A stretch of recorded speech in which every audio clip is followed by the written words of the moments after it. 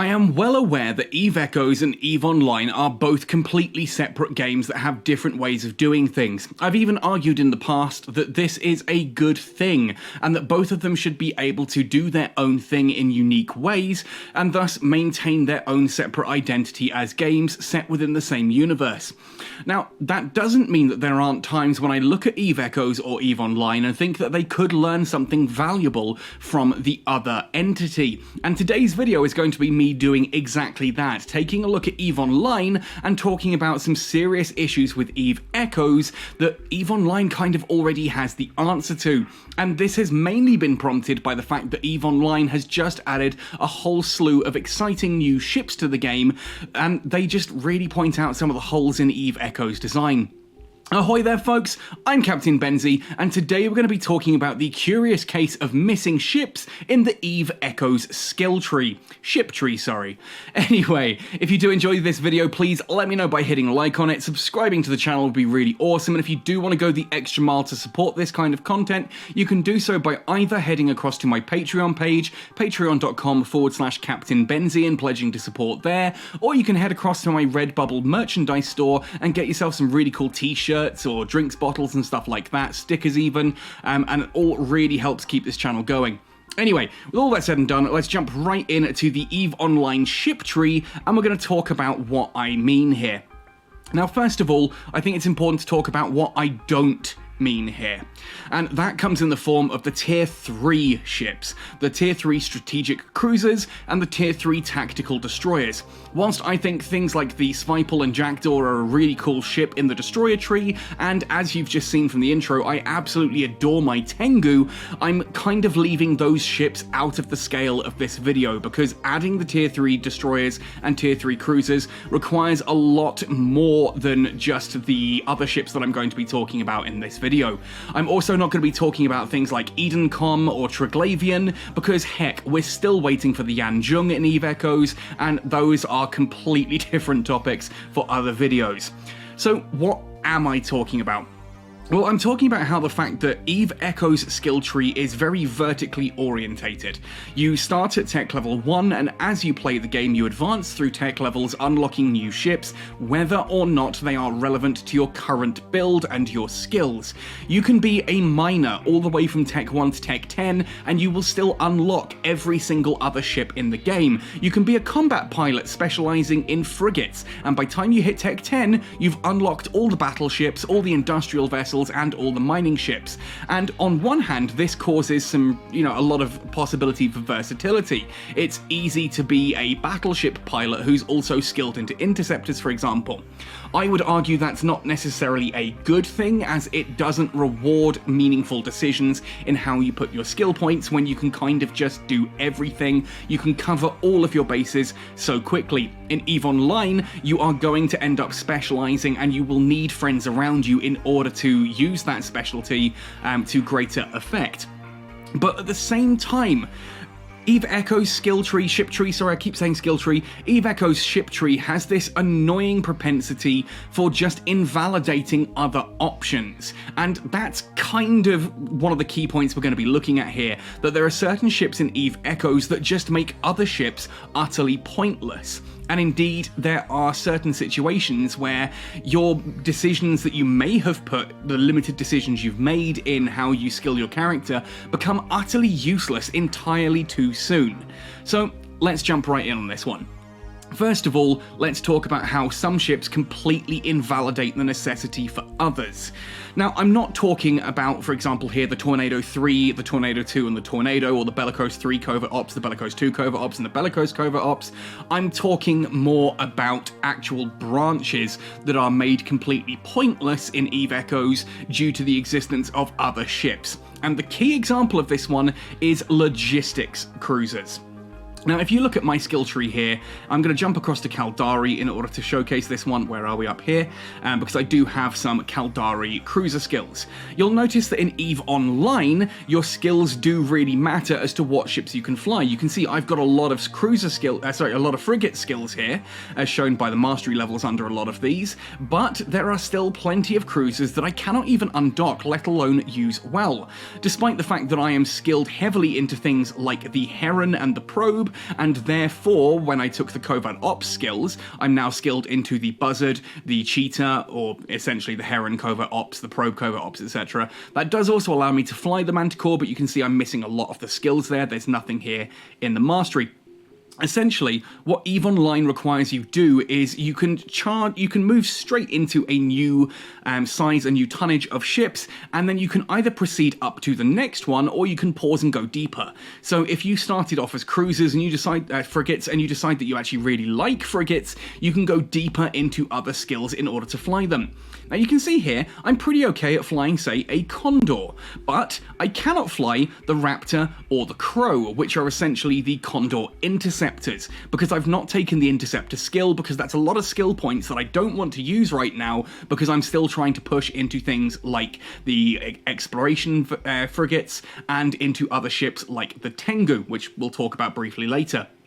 Ultimately, if I wanted to fly, say, the Kirin, which is the Bantam 2 in EVE Echoes, I can't do that right now because I haven't gone into those logistics skills, because I would not only need to have the remote shield booster skill, as it is in EVE Echoes, I would also need the logistics frigates skill, and that's suddenly quite a lot of skill point investment in order to fly a very specific ship. You have to actually make that decision that you want to fly it. The same with the assault frigates. I can fly a worm.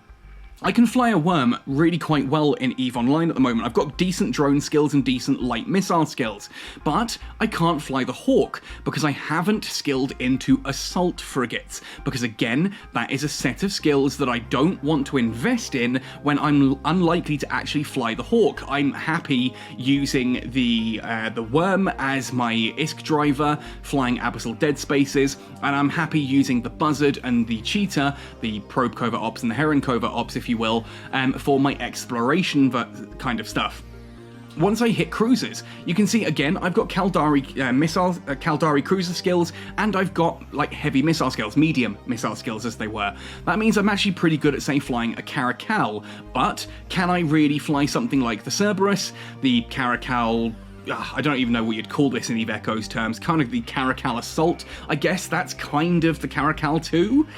No, I can't, because I don't have heavy assault cruiser skills. In fact, if I mouse off it, you can see I do actually have mastery level 2 in the Cerberus, despite the fact that I'm not able to fly the ship. That's because I've got a lot of background skills that would benefit this, I just haven't taken the heavy assault cruiser skill. I got all the way to cruisers on this character, and then I went straight for strategic cruisers, and you can see I'm still training all the skills to max this one out. These are heavy skill investments. Like the last skill there in Caldari Strategic Cruiser is 30 days of training on its own. Then I've got to go back and fill in the other 3 there as well. Again, I don't want to talk about the Tengu too much here because I don't think that it's a good time to add this to EVE Echoes, because there's a lot of complexity involved in the Tier 3 Strategic Cruisers. They don't really have content in EVE Echoes like they do in EVE Online. And they're really unique ships in that the hull itself lacks most of its slot layout. You then use the defensive, offensive, propulsion, and the core systems to actually add the slot layout that you want and the bonuses that you want. As an example, the Tengu has a offensive subsystem that gives it railgun skills and turret slots. There's another one, the one that I've got fitted, that gives it missile launcher slots and missile bonuses. So you can kind of choose how you build a Tengu, which is really cool. And yes, you can unplug those and plug in different ones if you want to, which is really cool, but it's beyond the scope of this video. It's beyond the scope of what I think EVE Echoes really needs. So, we're talking about how some skills are just going to completely negate other ships, in EVE Echoes at least. Now in EVE Online, if you are a cruiser pilot and you fancy going into logistics, for example, remote shield boosting, the Osprey is right there. Once you've got some Caldari cruiser skills, you can undock it, a few remote shield booster skills, and bam, this is a solid option for a novice logistics pilot in order to fly. Then, if they decide that actually they really enjoy logistics skills, they can go up higher to the Basilisk. This would then have them training into logistic cruiser skills in order to specialize further and be able to fly what is essentially the Osprey 2 in Echoes terms. It's a powerful logistics ship, and arguably, it's one of the best logistics cruisers in the game, because there really aren't many of them. In EVE Echoes, however, why would you fly the Osprey 2 when you could go up to Battlecruisers and take the Drake Logistics or the Hurricane Logistics, both of which do what the Osprey and Scythe 2 do, but better, because they've got more high slots. If you were to look at the Hurricane Logistics compared to the Scythe 2, for example, in EVE Echoes, the Hurricane Logistics is still fast, but it's got better capacitor, it's got more slots available to it, so it can rep better. It is just the better option of those two. If you had a fleet of 10 pilots, and you only had one guy flying a logistics vessel, and if he had all the skills in the game, imagine you're on Fulmination and everyone has 555, you'd want him to be flying the Hurricane Logistics, not the Scythe 2, because it's just better. It's just better. And it's in a completely different branch, which means if you want to be a logistics pilot in Echoes, you kind of have more choice, but less choice, if that makes sense. There are more options, but there's no reason to take any of those options. And on one hand, this adds a little bit of, on the surface, it adds that versatility of the option. But when you actually get down to it, because there's not that much difference, if you're a cruiser pilot, you probably have some battlecruiser skills already, and they're not that difficult to train into. And if you're interested in logistics, then the logistics skills, remote shield boosting in this case, apply to both the Scythe 2 and the Hurricane Logistics, or the Osprey 2 and the Drake Logistics. So there's no need to specialise into either of them, and when you no longer have the need to specialise, suddenly ships outstrip each other. And that's the point I'm kind of getting at here, that in EVE Echoes, the fact that you don't have to specialise into an interceptor means that they are just better than the assault frigates, which ultimately, in some cases, the interceptors, I would still argue, are better than the faction frigates. And that's kind of the point I'm getting at here, that by making it easy for people to skill into so many different things, yes, it's exciting that you can be flying multiple different ships, but when you've got such a wide versatility of skills available to you and so many options available, you actually end up narrowing down the options that you actually have. If you can fly a Daredevil, for example, why would you ever fly the Merlin Assault or the Incursus Assault? You just wouldn't. Even at Tech 7, you just wouldn't, because the Daredevil does everything that those two ships do, but better. And that's the key point here, that if you give everyone all of the tools available, then suddenly everyone has access to all of the best tools, and therefore a load of stuff is just going to sit there unused. Now, there are genuinely reasons in EVE Online why you would fly something like the Hawk rather than flying a Worm. You might choose to fly rather a Harpy rather than a Daredevil. There are reasons to do that. You might want to fly, say, something like the Rifter Assault, the Wolf, sorry, couldn't think of its name for a moment there. You might want to fly the Wolf instead of a Drumiel, because the Wolf does things differently. It's got more firepower to it and more tank, it just lacks the same speed. That's not even to mention the fact that we've got things like the Hookbill or the Firetail that just don't exist in EVE Echoes, and really should. They should be Tech 10 combat frigates. We should have these. That would give us some versatility. Right now, everyone who's a Tech 10 frigate pilot is flying a faction frigate or an interceptor. And if you added in the ability to fly something like a Hookbill or a Federation Navy Comet or an Imperial Navy Slicer or a Republic Fleet Firetail at Tech level 10, or heck, added things like the Rifter Assault, the Merlin Assault 2, or whatever you put up there, having more options means that there are more tools that are specific for the job if you require people to actually skill into them.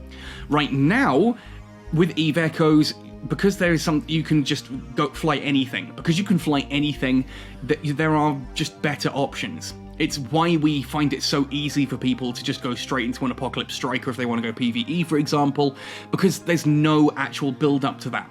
In EVE Online, if I wanted to fly the equivalent of the Apocalypse Striker, which is the Paladin, you can see that from where you start in the tech tree, you've got to climb all the way along these branches here, and then come all the way up to the Paladin. There's a lot of investment to actually reach that point. And I get it. People sit there and say, oh, but I really want to be able to fly that. Then that's fine.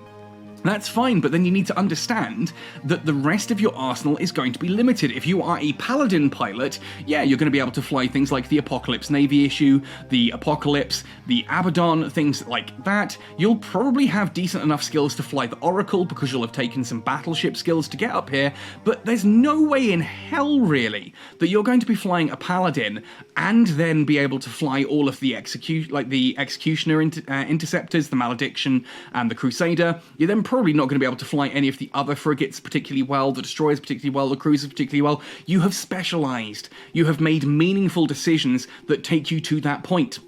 The fact that we can spread so thin and wide in EVE Echoes, I would argue, is actually a bad thing.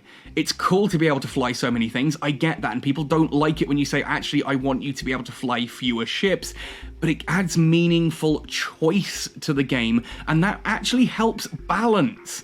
Because one of the problems we have right now with PvP, or had with PvP, was that everyone was always flying interceptors, and they could fly interceptors because it was so easy to skill into them. One of the ways that you can nerf things in EVE Echoes, or in fact in EVE Online, is by just making it harder to skill into. You don't actually have to even nerf the ship, you don't have to reduce the ship's capabilities.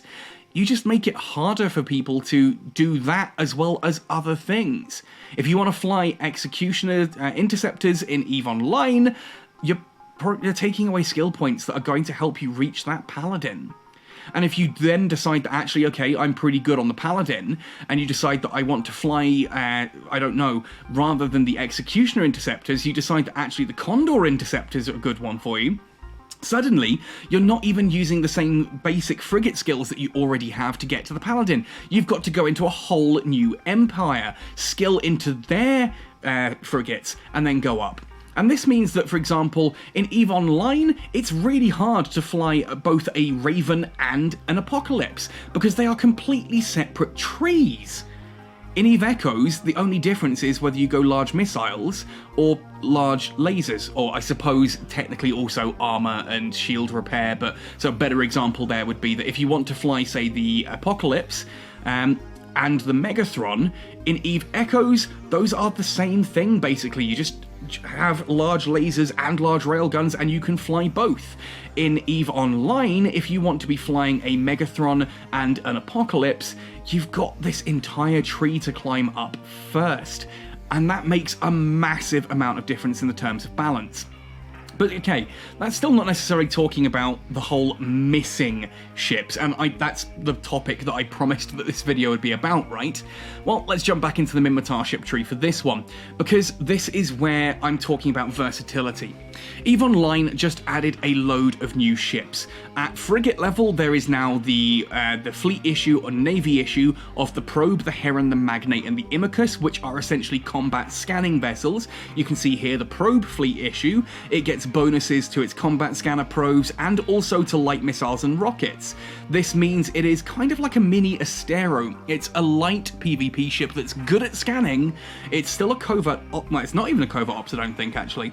No, it's not a covert ops. So it's not a covert ops anymore. It's just a scanning ship that flies around. It's a mini Astero that doesn't have all of the covert ops suite of abilities, but it is a covert ops frigate that still has some... it's a small scanning frigate that still has some bite. This means you can go out and do some exploration in this, and then also do little bits of combat against anyone who dares to jump in on you. Whereas, for example, in the Probe or in the Cheetah, that's not really going to be possible. It's a new option. And if we go further up, and we look at the Hurricane. Now, the Hurricane to me, and the Harbinger, and the Drake, arguably, and the Brutex, are some of EVE Echoes' weakest points, which is a shame because they're so iconic ships. The Hurricane in EVE Echoes is a Tech 8 vessel. Medium cannons, Tech 8, and that's where your combat ends. There are no combat Hurricanes after Tech 8. You get the Logistics, and you get the Guardian, neither of which are going to help you much if you want to go roaming in PvP, or if you just want to undock and do some PvE, like I do in a Hurricane. There's no real option for that. In EVE Online, however, there is both the Hurricane Fleet issue and the Sleipnir. Now, the Hurricane Fleet issue is it is what it says. It's just a better Hurricane. It's got more capability to it, and it can kick out more damage. It's got more tank. It's slightly faster. There's a lot going for the Hurricane fleet issue. It is essentially a Hurricane that requires you to skill deeper into the skill tree in order to fly it. So if you're on your way just up to, say, flying a Tempest or a Maelstrom, yeah, you'll probably be able to dip into the Hurricane en route, but you're probably going to miss out on the Hurricane fleet issue.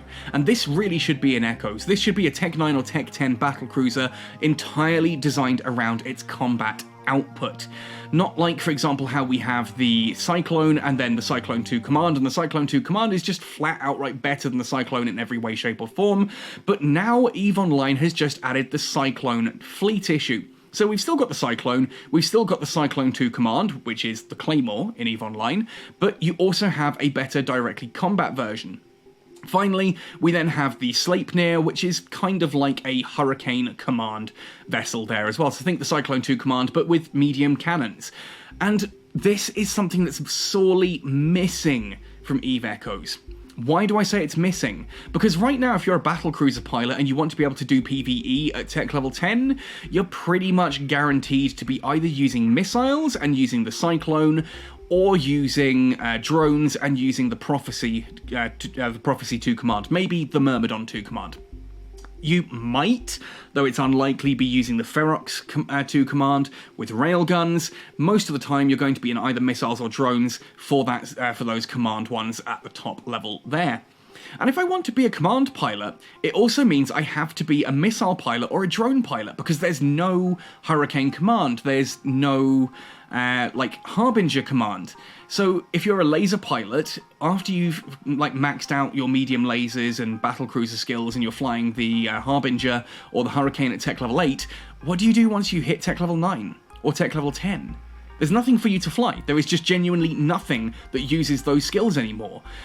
There is no medium cannon battlecruiser after tech level 8. And to me, that's a problem. To me, that's a problem, because it means if you are a medium cannon pilot, yeah, you've been flying the Stabber and the Rupture, and then at tech level 8 you have the Hurricane, you've got the Stabber Sniper, you've got the Rupture Interdictor and the Rupture Guardian. The Rupture Guardian and the Rupture Interdictor don't really count as combat vessels for the purposes of this discussion. I know the Interdictors are a lot better than they used to be, but they're not really what I'm talking about here. There's no straight-up combat medium cannon ship until Tech 10, and it's the Stabber 2, which is just awful. And the Stabber 2 is just outright beaten by the Cinnable. Like, I've been doing a lot of testing with the Stabber 2 recently, and the Stabber 2 literally is a Cinnable that is worse at literally everything. If you want strike cannons, the Cinnable can do that better than the Stabber 2. If you want to brawl, the Cinnable does that better than the Stabber 2.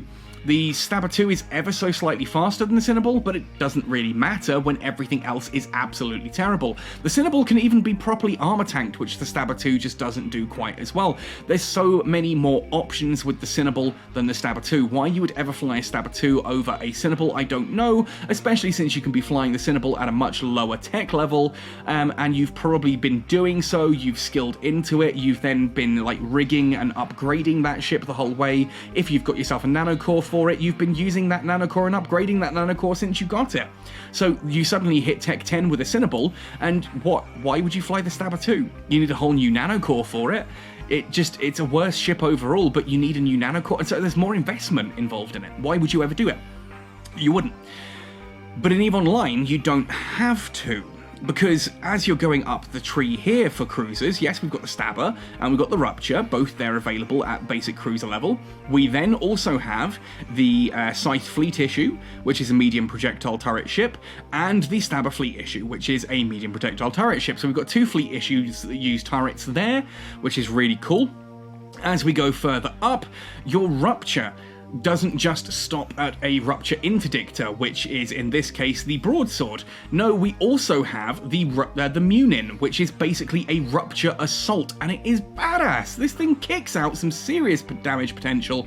It is tanky as all hell, and if I click into this, just wait until you see what it looks like. It's a Rupture with a freaking rail cannon on the front of it. What is going on there? How is this not in EVE Echoes? Look at it, it's amazing. But yeah, it's an option that we don't have, and it would be a meaningful option. Because then you've got things like the Vagabond, and the Vagabond is arguably what they're going for with the Stabber 2, but it doesn't work.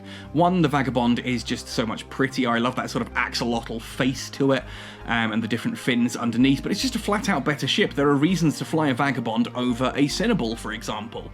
Least of all, the fact that the Cinnaball is also going to require you to go heavily into Gallente cruiser skills, which is a major skill point investment that, again, isn't required in Echoes, because we don't do that in Echoes. You just have access to everything, and when you have access to everything, it means you always have access to the best option. You are essentially, it's like tier lists.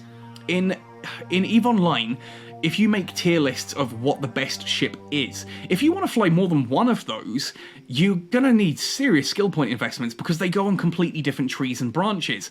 In EVE Echoes, everything's in the same pool, which means when you say this is the best ship, everyone can fly it. And so everyone does fly it. That's the key difference here. But at Battlecruiser, yeah, I've got a Hurricane, I can then go into a Hurricane fleet issue and then into the Sleipnir. Why is it that in EVE Echoes, if I want to be a Minmatar pilot at Tech 10 in Battlecruisers, I have to go missiles if I want any form of combat potential? Why? Where are the Hurricane combats after Tech level 8? Where is the Hurricane Navy issue? Where is the Sleipnir or the Hurricane Command? Those should be in the game. There is no reason that as a Battlecruiser pilot I should have to go drones or missiles for command, or railguns technically for the Ferox. Why can't I do lasers or cannons for a command ship? And that does work both ways as well. Arguably, I know some people are going to come into the comment section and say, well, hang on, Benzie, you keep saying that, you know, like there should be all these options, but you don't want there to be a large missile attack battlecruiser. Yes, that's because that's not an option. Again, that forms a situation. It's worth talking about this for a brief moment. That forms a situation where that medium attack battlecruiser, because of how missiles work, this is the key point, because of how missiles intrinsically work in EVE, an assault missile battlecruiser, by the developers of EVE Online themselves, the Naga was originally an assault missile battlecruiser. They decided against it because it was impossible to balance. It either massively went, you know, if you gave it application bonuses, it was just flat out better than missile battleships, and if it didn't have those application bonuses, it was just awful. And if it did have those application bonuses as well, it then outranks the Drake, and it becomes the one option. It becomes the one option. And when you make a ship that is better than anything else and it becomes one option, don't get surprised that everyone's flying it, and it makes the game stale and boring. Giving the ability to go, like, with either cannons or missiles as a command vessel gives versatility and variety. It gives a meaningful choice. Giving the ability to go cannons or missiles at battlecruisers at any level here is a meaningful choice. Giving an attack battlecruiser large missiles strips choice. And it's kind of the same when we go down to these lower levels as well. They're just meaningful choices. All over the place in EVE Echoes. In EVE Online, sorry. If you're a medium cannon pilot, for example, okay, you've come out from the Rupture and Stabber, you've got the Stabber fleet issue, the Scythe fleet issue, you've got the Munin, you've got the Vagabond, you also have, when I find the right one, the Hugin, which is medium projectile turrets. Look at that. Look at that. It's a covert ops turret ship, basically. It's not quite a covert ops in the way that we do it, but yeah, it can't be scanned by directional scanners, which is something we don't have in Echoes, but it's basically a bellicose covert ops that doesn't use covert ops cloaks, but does use cannons. Weird stuff like this that just gives pilots versatility and options. We don't have that in Echoes.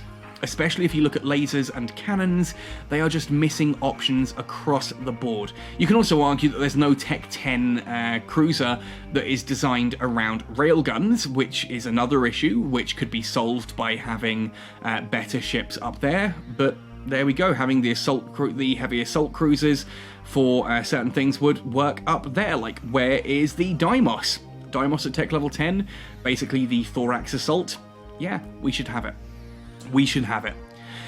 Anyway, folks, those are my thoughts and opinions on this matter. It's a lot of a discussion about why the ship tree in EVE Echoes causes so many problems, and I'm going beyond the just, it's really bad for alpha characters, it's really bad for newer players and stuff like that.